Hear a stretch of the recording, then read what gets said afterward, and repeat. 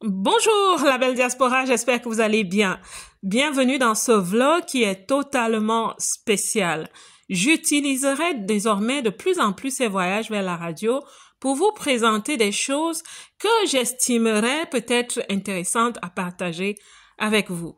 Je souhaite rappeler que le but de ces vlogs généralement vers la radio est d'inspirer toute personne qui est lancée dans un projet qui paraît un peu challengeant. Apprenons à utiliser du citron pour en faire de la limonade. Je vous envoie donc des vibes de positivité, de détermination et de résilience. On y va!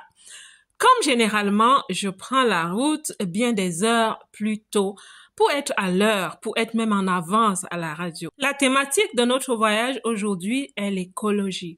Précisément, parlons de la transformation du vent en électricité, parce que cela se fait beaucoup dans la région où j'habite. Ne vous attendez pas à ce que je vous fasse un cours magistral.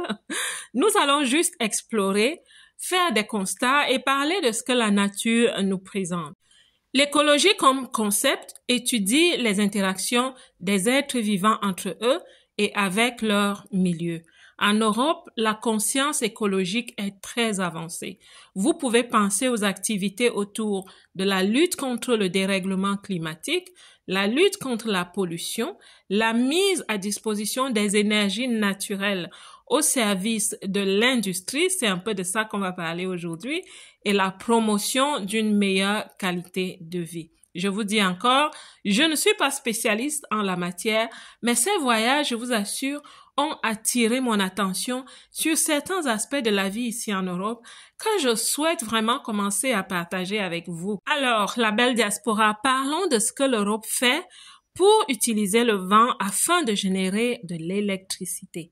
Les piquets que vous voyez avec des hélices, avant de venir en Europe, je n'en avais jamais vu. Ce sont des éoliennes.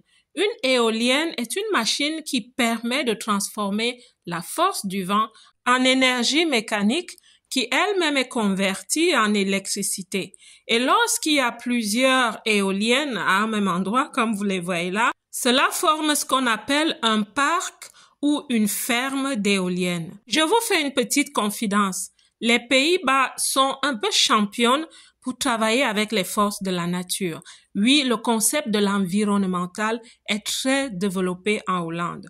Je vous parlerai peut-être un jour de l'expertise des Pays-Bas pour la gestion de la force de l'eau. Une éolienne est donc une machine qui convertit l'énergie du vent en électricité pour faire déplacer des moteurs de voiture, des voiliers par exemple. Je ne pourrais pas terminer sans apporter un certain éclairci sur une confusion que plusieurs personnes font. Il y a des personnes qui ne connaissent pas la différence entre les moulins à vent et les éoliennes. Certaines personnes pensent même que les éoliennes sont la génération future des moulins à vent. Non. Il y a une grande différence entre ces deux-là. Un moulin à vent et une éolienne sont différents dans leur aspect visible et leur rôle. Un moulin à vent a une architecture ancienne. Elle utilise le vent pour moudre des céréales en farine, faire fonctionner des machines ou encore pour déplacer de l'eau. Une éolienne, elle convertit la force du vent en électricité. C'est vrai que quand on les regarde, on peut penser au téléphone. Le moulin à vent ressemble au téléphone d'avant et l'éolienne ressemble au téléphone de la dernière technologie.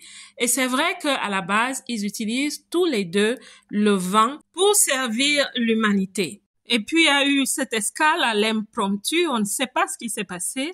Le chauffeur de bus s'arrête, il nous a donné une théorie de 10 minutes.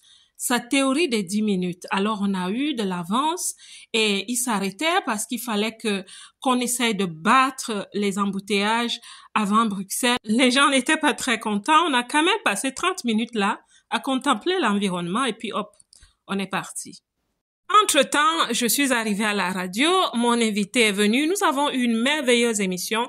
Elle nous a parlé d'une application de géolocalisation des zones de danger qui nous aide à être en sécurité. Si vous regardez vraiment les vlogs radio, vous allez découvrir qu'il y a une diaspora, une belle diaspora, comme je les appelle, comme je nous appelle, une belle diaspora avec des femmes qui ont un leadership émergent et même des leaderships confirmés, pas toujours mis en lumière. Pour moi, journée bien méritée. On se voit au prochain vlog.